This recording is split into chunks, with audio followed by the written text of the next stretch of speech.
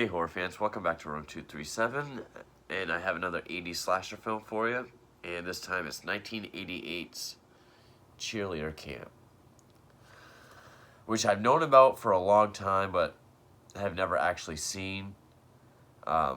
Originally titled Bloody Pom Poms, glad they went with Cheerleader Camp. Directed by John Quinn, which I guess this was his directorial debut, but I can't click on his name, so I guess he hasn't done too much. And it stars, the star of it is Betsy Russel, who was in I think she was in a lot of skin flicks in the 80s. A lot of people, myself included, know her as Jill, Jigsaw's wife, in the Saw films. And along with Lief Garret, he's in this, Lucinda, Dickey, and Lorie Griffin. Now, as I said, I've known about this film for years. Just never got around to seeing it. I guess I never really had an interest. I know it's kind of a cult classic, like many 80s slasher films, but I've also heard a lot of bad things about it. Like, my friend Hellhound over at Horror Metal, he's not a big fan of this. He actually compared it to Return to Horror High, which I can see why. Late 80s, kind of self-aware. Has a lot of comedy in it. Even the cover, has a cheerleader with a skull face on it. Actually, this looks like a Goosebumps cover. So I went into this with the lowest of expectations, especially with some of the slashers that I've seen recently. Even though I really liked The Prey, I did like Death Valley, I had fun with Hospital Massacre, really enjoyed Don't Go in the House. That's a very different kind of slasher, a character study slasher. But I'd say this was better than I was expecting. Definitely not one of my favorites. Not one I would ever really be interested in seeing again. But I can say it was decent enough. Apparently it was loosely based on the murder of Kirsten Costas in 1984. She was married by one of her own classmates. I know a lot of people say, I saw the twist of the killer coming a mile away. Like, during the opening credits, I picked it up. Even when, as soon as the DVD menu came up, I knew who the killer was. No, you didn't. And I'm comfortable enough saying, I did not think the killer was going to be this person.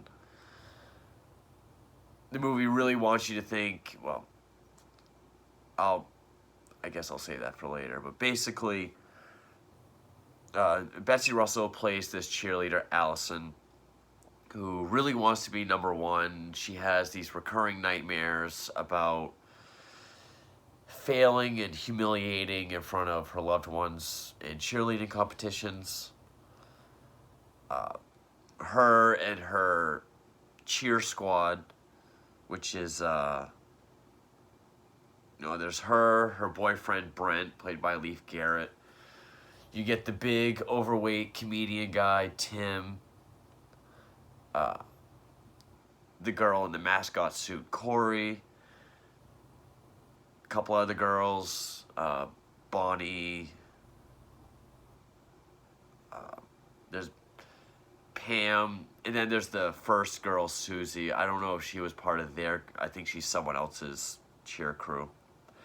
But they're going to this cheerleader camp, this competition camp, and a series of murders start happening. And it is kind of silly. They do add a lot of comedy in with it, along with, especially with the Tim character. You have this one guy named Pop, played by Buck Flower, who, if you've seen any movies in the 70s and 80s, where there's like a town drunk or a homeless guy. He probably played him. He looks a lot like the uh, what would you call him? Doom preacher, the sort of Crazy Ralph knockoff in Friday the 13th Part 3, the one with the animal eyeball, but it's not him. But he was in a lot of, I think, softcore films in the 70s, skin flicks, horror films in the 80s. He worked with Carpenter a few times. But at first, Allyson gets the impression that her boyfriend, Brent, Lief Garret, is flirting with this other girl, Susie. The sort of cheering, I don't know what you would call her, not really teacher or camp counselor, but like the lady that's running the whole thing and all the events, Miss Tipton, who's played by Vicki Benson. She seems to have it out for like Corey and Allyson. But the first kill, like, it kind of plays along how like Allyson sort of loses time or blacks out and has dreams about doing shit to people, like that blonde girl Susie, and then they end up dead, and she has no memory of if she actually did it or if it was a dream. And that's basically the plot. Tim's going to be the comedy character because as soon as they pull in, he gets his ass in the window to moon all the cheerleaders, but he gets stuck down at where they all go swimming.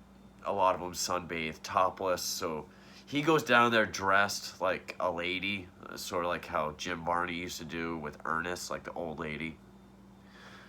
I'm guessing because guys aren't allowed down there and he wants to catch a peek. He wants to get laid through the whole movie.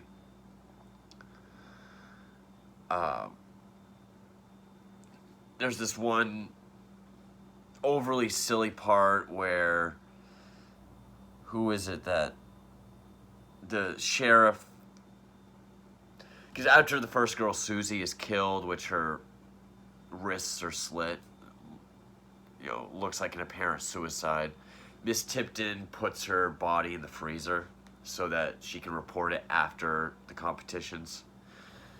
Well, Allyson first walks in on her body in her cabin and then sees her in the freezer.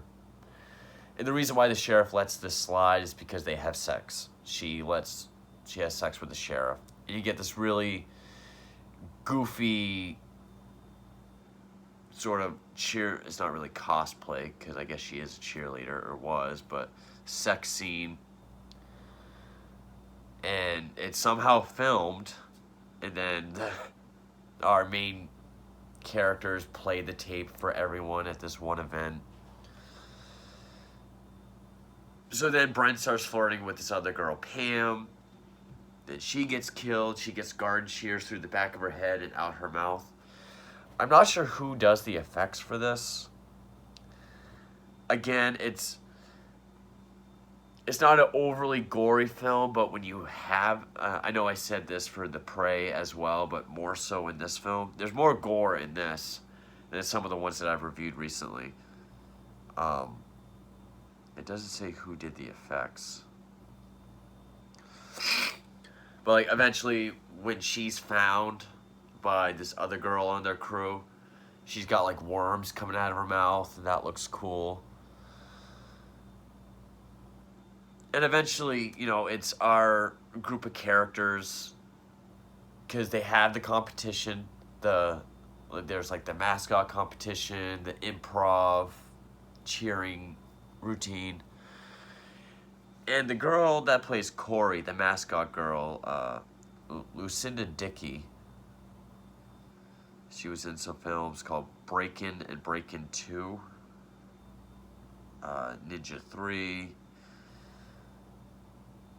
Grease 2. Okay, so nothing really good. she kind of gets treated like the ugly duckling. Like, a lot of cheerleaders kind of make fun of her, and Miss Tipton doesn't really like her. In fact, even fixes the competition because she's an alligator and she gives it to the chicken.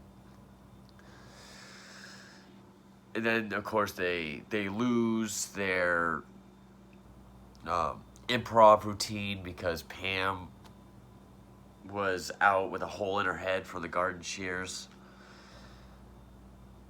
And then her body is found, by this one girl, and we see the worms in her mouth. And then eventually, our group of characters break up to find everyone. They find out there's a killer, and then they're killed off one by one.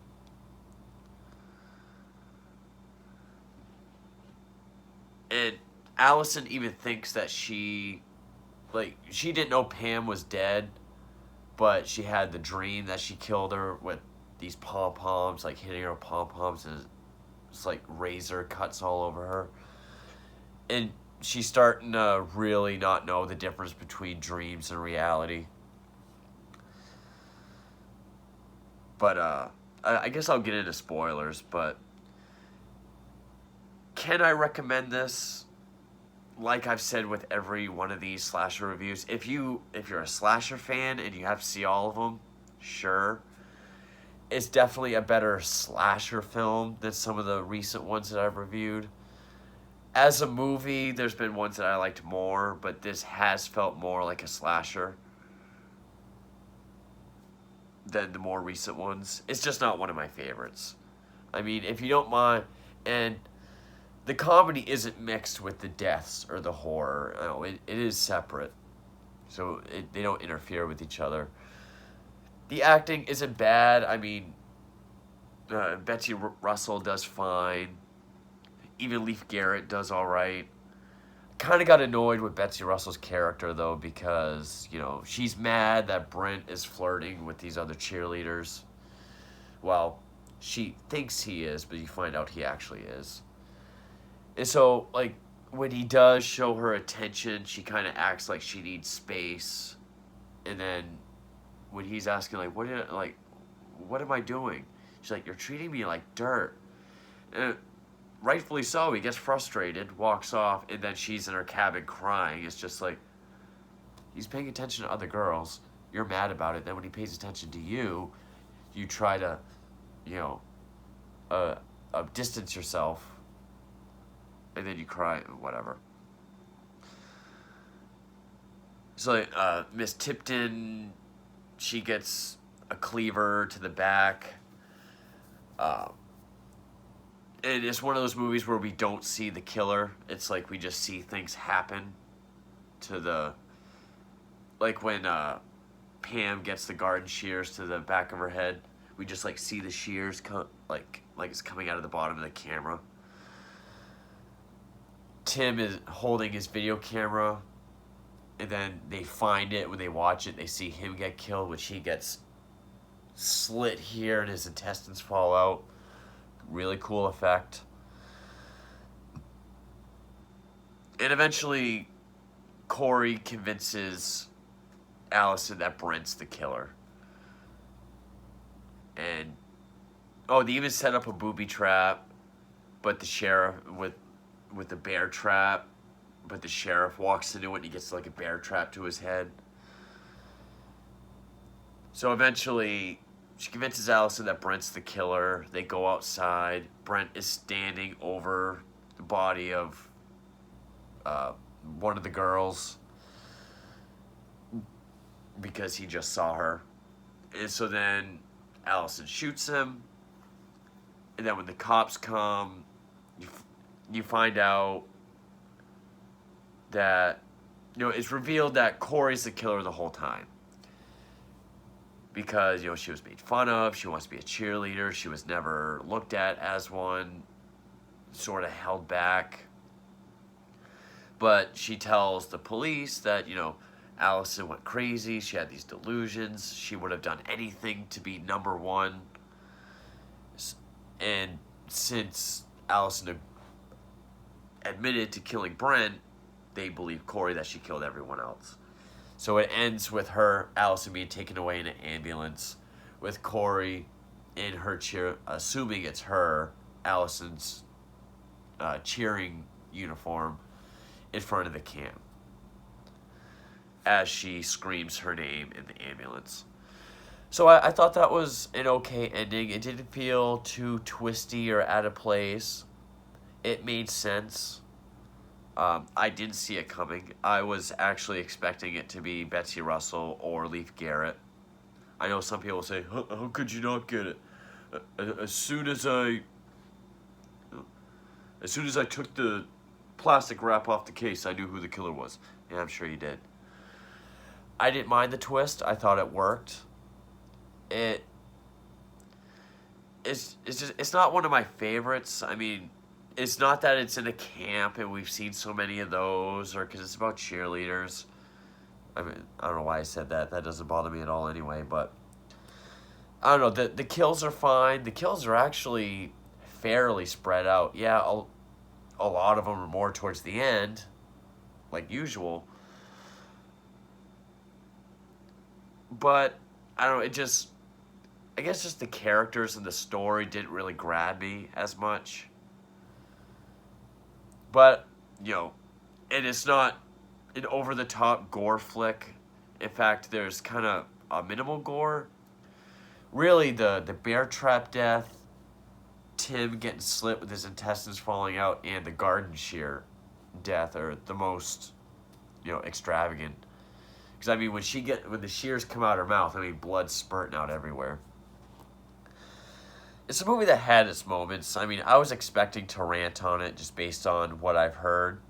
But I actually didn't think Cheerleader Camp was all that bad.